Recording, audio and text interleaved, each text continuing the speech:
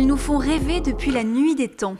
Aujourd'hui, les pierres précieuses sont le symbole du luxe, mais elles ont longtemps été celui du pouvoir, réservé aux princes et aux rois.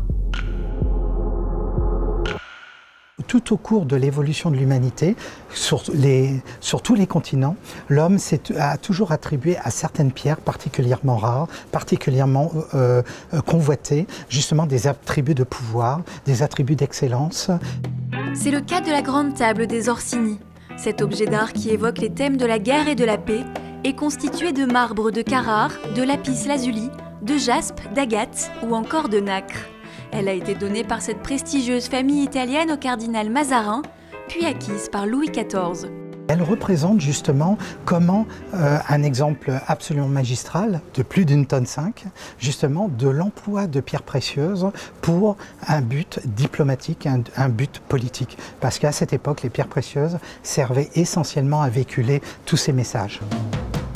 Les pierres précieuses font se rencontrer science et artisanat.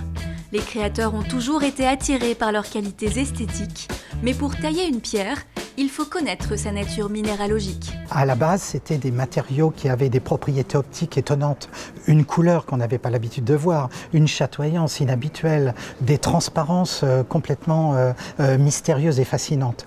À partir du début du XXe siècle, notamment sous l'influence des naturalistes, les pierres n'avaient plus besoin d'être forcément travaillées pour être mis en lumière à la méthode des humains, et les cristaux naturels sont aussi devenus des pierres précieuses intéressantes, belles en elles-mêmes, qui ont pu être montées par des joailliers. Les pierres, des chefs-d'œuvre bruts que les joailliers font parfois cohabiter avec leur création, comme dans ce rocher aux merveilles, un bloc naturel de 6 kg de lapis lazuli, où se côtoient forêts de tourmalines et dragons de diamants. Le prix de ce bijou reste secret, mais on connaît son coût humain, 6 400 heures de travail.